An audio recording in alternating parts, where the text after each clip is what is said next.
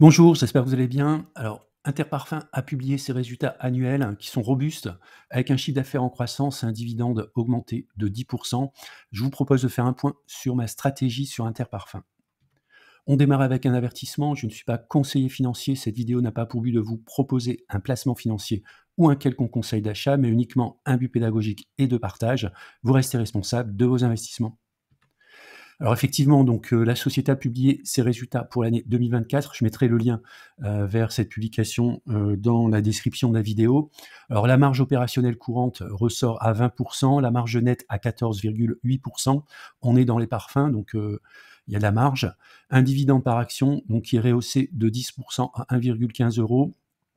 Si on regarde le compte de résultats, donc le chiffre d'affaires, alors si vous connaissez pas Interparfums, donc c'est quand même, on est sur la grosse PME, on est en dessous d'1 milliard de chiffre d'affaires, une société qui est en croissance constante. On le verra notamment sur l'analyse graphique. Des marges de brut qui sont confortables. Donc on est quand même autour, on va dire, du luxe, hein. Alors avec, à ceci près, c'est que la parfumerie touche vraiment, on va dire, quasiment 100% de la population, en tout cas la population en âge de consommer ce type de produit. On a un résultat opérationnel courant de 11%, un résultat opérationnel de 8%, alors tout ça c'est par rapport au chiffre d'affaires, et un résultat net part du groupe en hausse de 10%. Donc ça, c'est vraiment pas mal. Donc les chiffres, effectivement, sur le ROC et le résultat opérationnel, donc c'est pas par rapport au chiffre d'affaires, mais c'est bien en termes de progression entre 2023 et 2024. Alors pour les résultats 2024, donc moi ce que j'ai retenu, c'est le dividende et l'attribution d'une action. Alors pour le dividende, donc il est en hausse de 10%, donc ça c'est très très bien. On va le voir, on a une société de croissance et notamment avec un versement de dividendes en croissance. Et le deuxième point, c'est l'attribution gratuite d'une action. Alors en fait, c'est une action attribuée pour 10 actions détenues. Alors, ça dilue quand même, hein, puisque quelque part, c'est la création donc d'actions supplémentaires, un petit peu à l'image de ce que peut faire Air Liquide, qui lui, c'est une action toutes les 10 actions, pour 10 actions tous les 2 ans.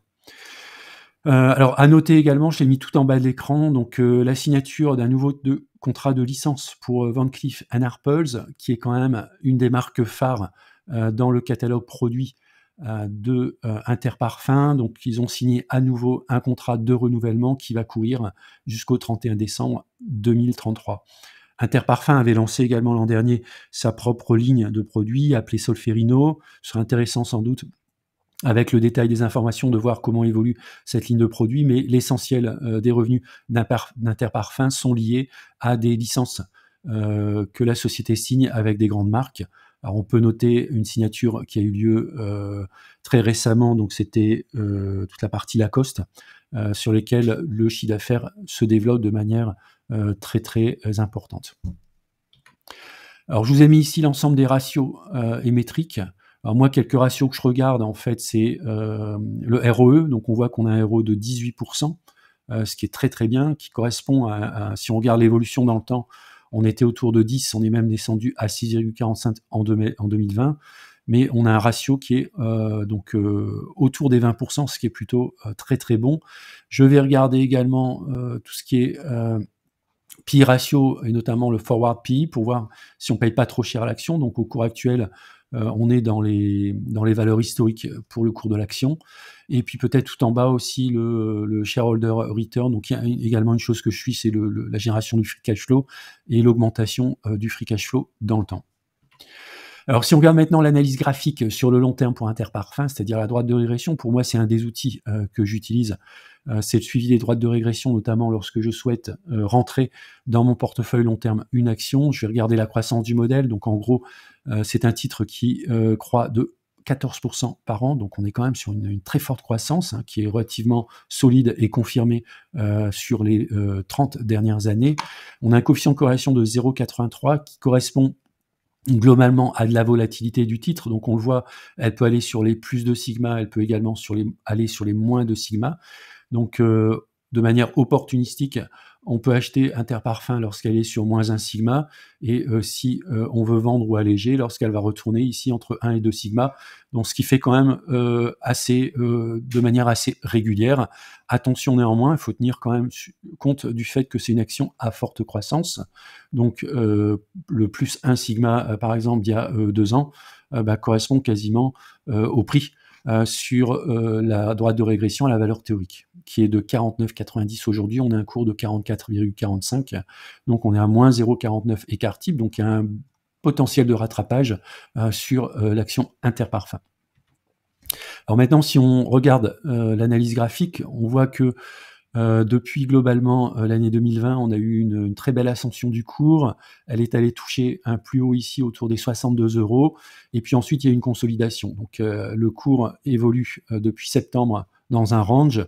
J'ai dessiné également ici une droite, donc une droite de résistance, alors une oblique de résistance. On est peut-être en train de la casser par le haut, donc ça c'est plutôt positif. Ça veut dire qu'on pourra aller retourner assez rapidement dans la zone 48-50 €. Puis là on va voir ce que font donc les acheteurs et les vendeurs. Peut-être qu'il y aura un pullback pour revenir alors soit sur le support ici oblique, soit revenir sur le bas de ce range qui se situerait autour des 38 €. En cas de sortie par le haut des 50 €, on pourrait aller chercher dans un premier temps les 56, puis les 62, et pourquoi pas aller chercher beaucoup plus haut. Alors position et stratégie sur Interparfums, donc moi à titre personnel, donc c'est une action que j'ai en fonds portefeuille, j'en possède 111 pour un poids de 3,83% dans mon portefeuille, donc elle n'est pas dans le, on va dire, dans le top 10. Je préfère avoir plutôt des grosses caps dans mon top 10. Néanmoins, Interparfums, c'est une action que je vais garder sur le long terme. Je suis actuellement en légère plus-value de 4,35% avec un PRU de 42,84. Je suis rentré sur le titre relativement récemment. Alors donc, on l'a vu, la croissance du modèle est de 14% pour un rendement de 2,69% au cours actuel. Ça fait, si vous additionnez les deux, une croissance moyenne de 16% par an, ce qui est pas mal. On a un dividende donc en croissance régulière, c'est le graphique que vous pouvez voir ici en bas. Vous avez donc le montant du dividende qui est en croissance, et puis ici vous avez le pourcentage de croissance qui se situe entre 0 et 20% en fonction des années. Ce qui est pas mal en fait, ce que j'apprécie sur l'activité d'Interparfums, c'est que c'est un business récurrent. Effectivement, le parfum, une fois que vous avez terminé votre bouteille de parfum, vous allez en acquérir une nouvelle. Les clients sont relativement fidèles au parfum, donc ça veut dire que si vous avez l'habitude d'acheter une marque, vous allez sans doute rester en fait dans la marque. Il y a un renforcement, pour moi en termes de stratégie, un renforcement sur retour sur zone de support autour des 38-50. Après, j'exclus pas de renforcer mes positions pour essayer d'augmenter ma quantité d'Interparfums dans le portefeuille. Voilà, c'est la fin de la vidéo. Je vous remercie de l'avoir regardée. N'hésitez pas à me mettre en commentaire si vous êtes actionnaire d'Interparfums, éventuellement à quel PRU, et puis si vous considérez qu'Interparfums, c'est une valeur que vous souhaitez garder dans votre portefeuille. Voilà, je vous dis à bientôt pour une prochaine vidéo.